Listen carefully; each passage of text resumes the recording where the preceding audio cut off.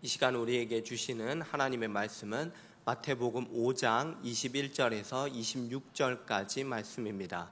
신약성경 6면에 있습니다. 마태복음 5장 21절에서 26절까지 교독하도록 하겠습니다. 찾으셨으면 제가 먼저 21절을 읽도록 하겠습니다. 옛사람에게 말한 바 살인하지 말라. 누구든지 살인하면 심판을 받게 되리라 하였다는 것을 너희가 들었으나 나는 너희에게 이르노니 형제에게 노하는 자마다 심판을 받게 되고 형제를 대하여 나가라 하는 자는 공회에 잡혀가게 되고 미련한 놈이라 하는 자는 지옥불에 들어가리라. 그러므로 예물을 제단에 드리려다가 거기서 내 형제에게 원망 들을 만한 일이 있는 것이 생각나거든 예물을 제단 앞에 두고 먼저 가서 형제와 화목하고 그 후에 와서 예물을 드리라. 너를 고발하는 자와 함께 길에 있을 때 급히 사화하라. 그 고발하는 자가 너를 재판관에게 내어주고 재판관이 옥리에게 내어주어 옥에 가둘까 염려하라. 진실로 내게 이르노니 내가 한 푼이라도 남김없이 다 갚기 전에는 결코 거기서 나오지 못하리라. 아멘. 이 시간에는 천선미 전도사님이 나오셔서 제6계명 말씀 전해 주시겠습니다.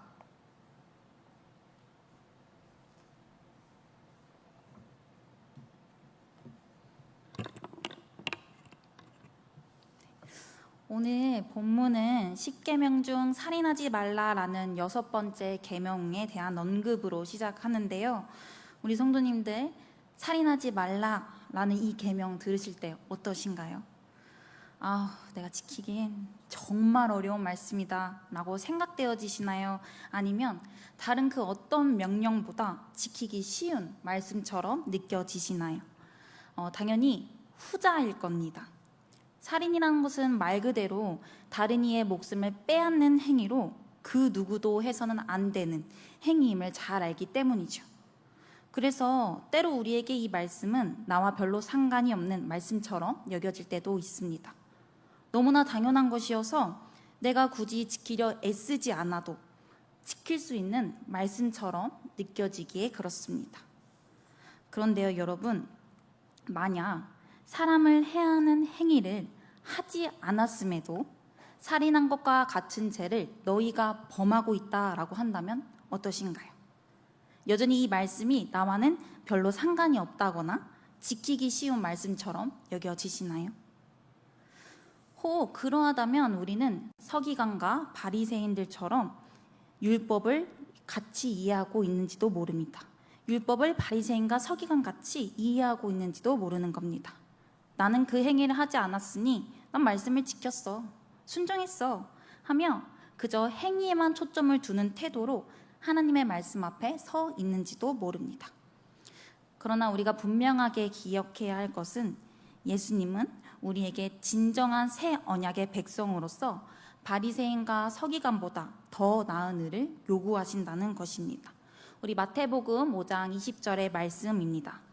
내가 너희에게 이르노니 너희가 서기관과 바리새인보다 더 낫지 못하면 결코 천국에 들어가지 못하리라. 그렇다면 우리는 바리새인과 서기관보다 더 나은 의를 행하기 위해서 어떻게 해야 할까요? 예수님은 오늘 본문을 통해 살인하지 말라라는 계명에 대한 더 나은 의의 실천이 무엇인지를 알려주시며 우리가 어떻게 말씀에 순종해야 하고 또 어디까지 순종해야 하는지 가르쳐 주십니다. 이 시간 이 예수님의 가르침을 통하여 소금과 빛으로 우리를 부르신 그 주님 앞에 그에 합당한 삶을 드리기로 다짐하는 시간 되기를 소망합니다. 예수님은 오늘 말씀에서 형제를 향한 이러한 너희의 모습은 곧 마음으로 살인하는 것과 같다라고 이야기하십니다. 이것은요, 곧 살인이라는 우리가 외적 행위를 행하지 않았어도 살인한 것과 다름없는 죄를 범할 수 있다라는 말씀입니다. 이러한 예수님의 말씀은 겉으로 드러난 행위, 외적인 행위를 넘어서 그 이면의 동기, 마음과 생각에 관해 우리에게 요구하시는 어떠한 모습이 있음을 알려줍니다. 그렇다면 형제에 대한 어떠한 모습이 예수님이 말씀하신 살인과 같은 죄에 해당하는 걸까요? 우리 본문 21절과 22절의 말씀입니다. 옛사람에게 말한 바 살인하지 말라. 누구든지 살인하면 심판을 받게 되리라 하였다는 것을 너희가 들었으나 나는 너희에게 이르노니 형제에게 노하는 자마다 심판을 받게 되고 형제를 대하여 나가라 하는 자는 공회에 잡혀가게 되고 미련한 놈이라 하는 자는 지옥불에 들어가게 되리라. 바로 형제에게 노하고 형제에 대하여 나가라 하고 미련한 놈이라 말하는 것이 곧 살인과 같은 죄에 해당한다고 말씀하십니다. 왜 예수님은 이와 같은 모습이 살인을 행하는 것과 같다고 하셨을까요? 이를 살펴보기 전에 먼저 라가라고 하는 말의 뜻을 말씀드리면 바보라고 생각하시면 됩니다. 형제에게, 즉 상대방에게 너 머리 비었다라고 그냥 말하는 거예요. 우리가 생각할 때 워낙 한국에 여기 거칠고 또 굉장히 직설적인 표현도 많아서 바보 정도는 되게 가벼운 말이라고 생각할 수도 있는데요. 당시 아랑 문화권에서 라가라 하는 이 표현은요, 우리가 상상하는 것 이상으로 모욕적인 언행이었습니다. 미련한 놈이라 하는 거 역시 그렇습니다. 그래서 우리 생각에 이 정도의 표현이 살인하는 것 같다 동일하게 여겨지기엔 좀 과하지 않은가 생각하실 수도 있는데 그렇지 않다는 것이죠. 이러한 표현은요, 형제의 인격적인 가치를 완전히 무시하는 말인 거예요. 존중하지 않는 거죠. 하나님의 형상으로 지음받은 형제를요, 완전히 업신 여기는 겁니다. 그래서 예수님은 형제를 향한 분노, 무시와 경멸, 이것은 마음으로 저지르는 살인이라 하십니다. 살인의 그 뿌리가 분노와 경멸, 증오, 미움이라는 이 내면의 상태와 연결되어 있기 때문이죠. 우리 요한일서 3장 15절의 말씀도 형제를 미워하는 자마다 살인하는 자다 말합니다. 우리 15절 말씀입니다. 그 형제를 미워하는 자마다 살인하는 자니 살인하는 자마다 영생이 그 속에 거하지 아니하는 것을 너희가 아는 바라. 그러므로 살인이라는 우리가 직접적인 행위를 하지 않았어도 저지르지 않았어도 우리의 마음에 형제를 향한 분노와 경멸, 증오, 멸시, 미움이 자리한다면 우리가 마음으로 그 형제를 살인하는 것과 다름이 없다. 예수님은 말씀하십니다. 살인이 심판을 받을 만한 죄인 것처럼 형제에 대하여 우리가 분노하고 무시하며 증오하는 것 역시 심판을 받고 공회에 잡혀가고 지옥불에 들어가게 되는 결과를 초래하는 죄라는 것입니다. 이처럼 우리의 내면의 거룩함까지 요구하는 이 율법의 내적인 욕구는요, 우리가 그저 드러나는 행위, 외적인 행위에만 초점을 둔 그 바리새인과 서기관의 의와는 다른 더 나은 일을 행하도록 합니다. 우리는 세상의 빛과 소금으로서 또 새 언약의 백성으로서 예수 그리스도를 따르는 자로서 하나님의 말씀 앞에 전인격적인 거룩한 순종을 드려야 합니다. 한번 우리의 마음을 살펴보기 원합니다. 내 마음에 형제에 대한 분노, 증오, 멸시, 미움을 품으며 마음으로 누군가를 살인하고 있지는 않으십니까? 우리의 죄성과 연약함으로 쉽게 형제에 대하여 분노하고 형제를 내 시선과 기준에 맞추어 업신 여기고 있지는 않으십니까? 사랑하는 성도 여러분, 형제를 향한 이러한 우리의 마음은요, 하나된 공동체, 예수 그리스도께서 하나로 묶어주신 이 공동체를 파괴하기에 너무나 충분하다는 것을 잊지 않으시길 바랍니다. 분노는 악을 만들 뿐이며 분노는 다툼을 일으킬 뿐입니다. 우리 마음에 무엇이 형제를 향하여 분노하게 하고 무시하고 경멸하게 만드는 것이 무엇인지 살펴보시기를 바랍니다. 혹 형제를 향한 이 마음의 분노, 이 미움의 원인이요, 나의 죄성과 나의 연약함이 아니라 상대에게 있다 하더라도, 그래서 상대의 연약함, 또 무례함, 나에게 저지른 그 실수가 나의 화를 일으킨다 할지라도 우리 에베소서 4장 26절의 말씀처럼 분을 내어도 죄를 짓지 말며 해가 지도록 분을 품지 마시기를 바랍니다. 우리 분을 내어도 죄를 짓지 말며 해가 지도록 분을 품지 말라. 이만하면 됐어. 이 정도면 했으면 나 할 만큼 했고 참을 만큼 참았어. 이거로 끝나지 마시고 마음으로 살인하지 말라 말씀하시는 우리를 향한 내적인 거룩함의 요구를 우리가 힘써 지키기 위해 끝까지 씨름하며 순종하는 우리가 되기를 소망합니다. 그럼에도 우리가 정말 상대로 인해 진짜 참을 수 없이 괴로워서 그 형제에 대해 자꾸만 분노하게 되고 또 그 이웃을 경멸하며 증오하는 그 마음이 자꾸만 내 마음에 솟구친다면 우리는 한 번 더, 또 한 번 더 예수님이 걸어가신 길을 생각해야 합니다.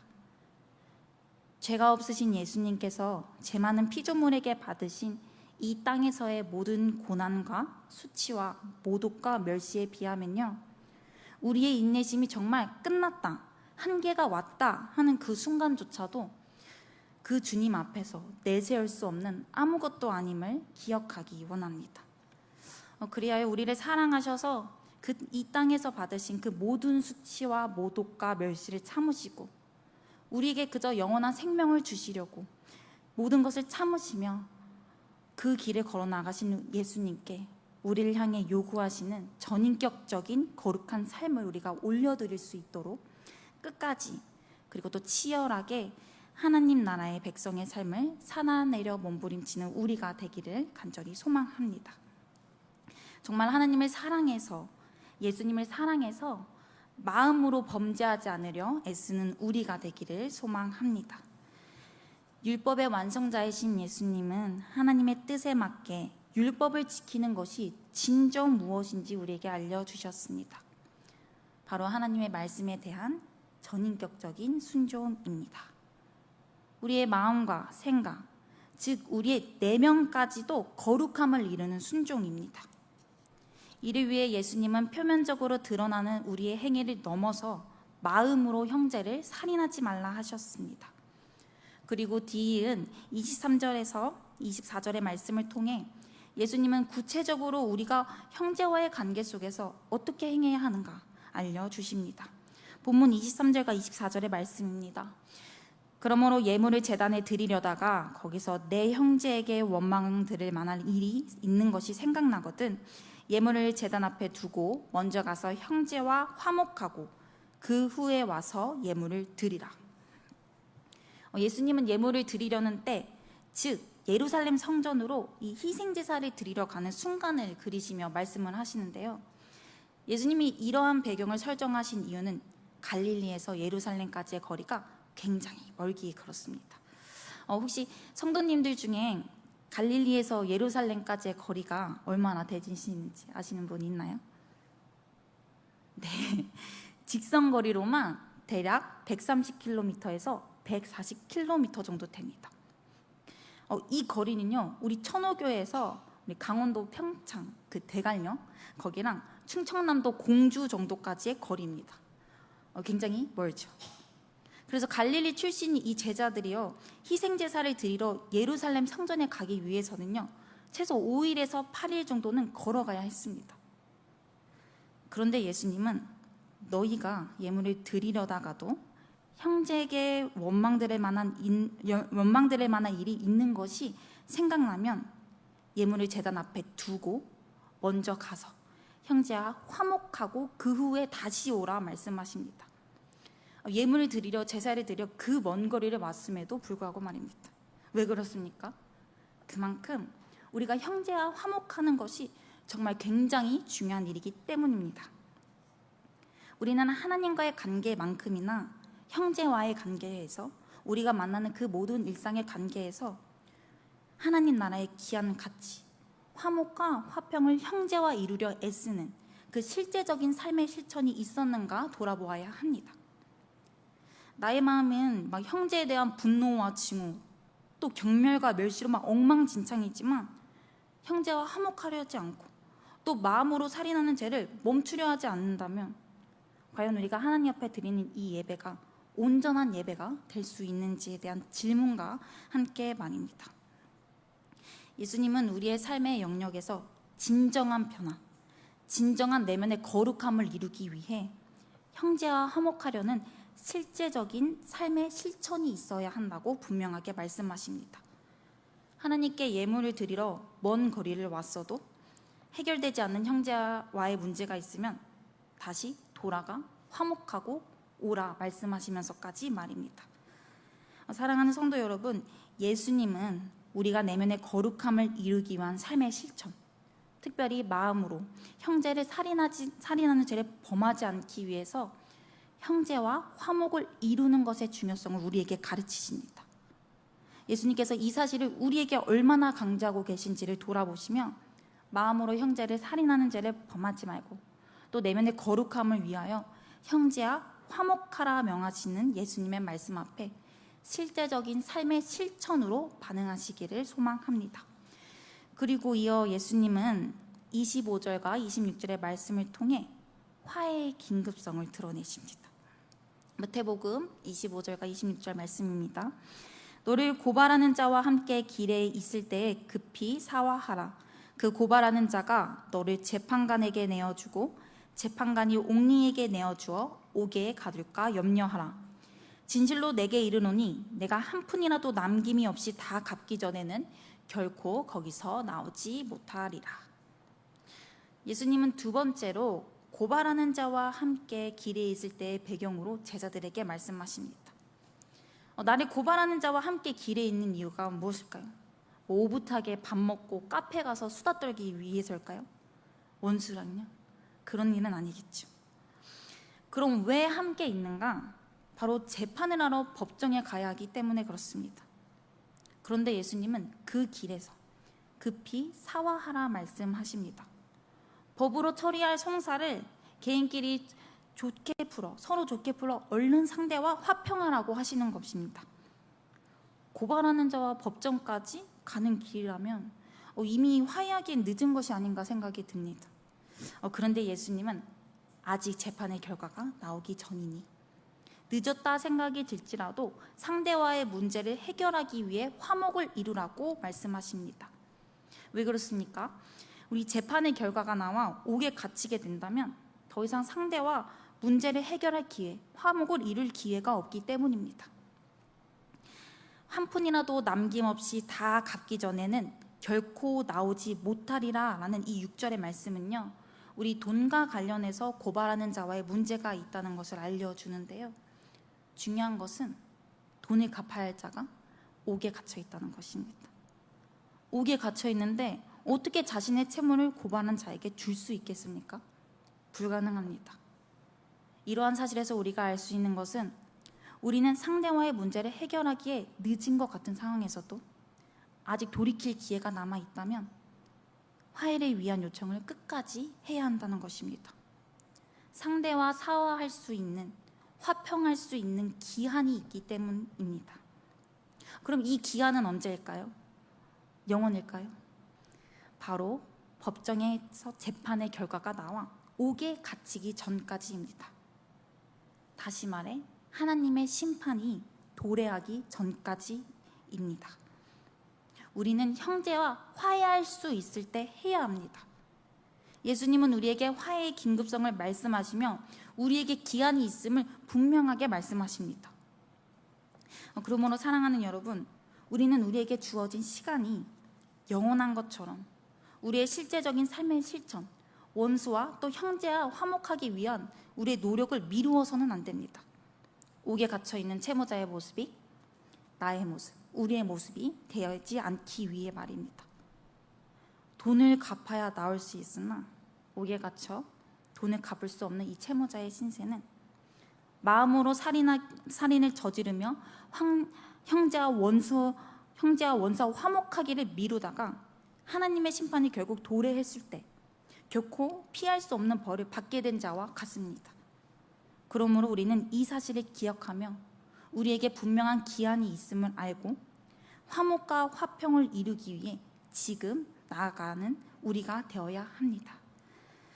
사랑하는 성도 여러분, 오늘 말씀을 다시 돌아보며 하나님께서 우리에게 원하시는 것은 전 인격적인 삶의 거룩함이라는 것을 잊지 않으시길 바랍니다. 우리는 외적인 행위에만 초점을 두었던 바리새인과 서기관보다 더 나은 의를 행하는 삶을 주님 앞에 드려야 합니다. 하나님은 우리의 내면, 곧 마음과 생각까지도 거룩하기를 원하시기 때문입니다. 혹 우리 마음에 여전히 다른 누군가를 향한 참을 수 없는 분노와 미움, 증오와 경멸이 있다면 이 시간 다시 한번 적극적으로 화목하라 명하시는 하나님의 말씀을 생각하시며 다시금 믿음으로 반응하며 나아가시기를 소망합니다. 그래서 우리의 삶의 자리에 이해와 용서와 그리고 화해가 아름답게 꽃 피어나는 것을 기대하고 또 기도하며 갈등과 불화가 이 관계 속에 살아가는 우리의 삶에 피할 수 없이 존재하겠지만 그럼에도 하나님이 허락하신 관계 속에 만나는 이들과 아름다운 화평과 화목을 이루는 우리 모두가 되기를 소망합니다. 기도하겠습니다. 사랑하는 하나님 감사합니다. 하나님의 백성으로 우리를 불러주심도 또 그에 합당한 삶을 살아가도록 우리를 인도해 주심도 감사드립니다. 오늘 말씀을 통해 하나님이 우리에게 요구하시는 삶의 모습은 전인격적인 순종임을 다시금 생각해 봅니다. 주님, 진정으로 하나님의 형상대로 지음받은 주님의 자녀들을 사랑하며 화평을 이루게 하시고 마음으로 형제를 살인하는 죄를 범하지 않도록 도와주시옵소서. 어떤 순간 속에서도 주님이 걸어가신 길을 늘 묵상하고 되새기며 형제를 향하여 분노하고 경멸하며 미워하고 증오하는 우리의 죄된 마음을 온전히 버리게 하여 주옵소서. 그리스도 예수의 보혈로 우리의 마음을 깨끗하게 씻어주시기를 간구하며 새 언약의 백성으로 하나님 나라의 거룩한 자녀로 예수 그리스도를 사랑하는 한 사람의 예배자로 주님이 명하시는 말씀 앞에 거룩하게 살아가게 하옵소서. 우리를 도우시고 인도하여 주실 우리 예수님을 기대하며 찬양하고 감사드리며 이 모든 말씀 살아계신 예수님의 이름으로 기도드립니다. 아멘.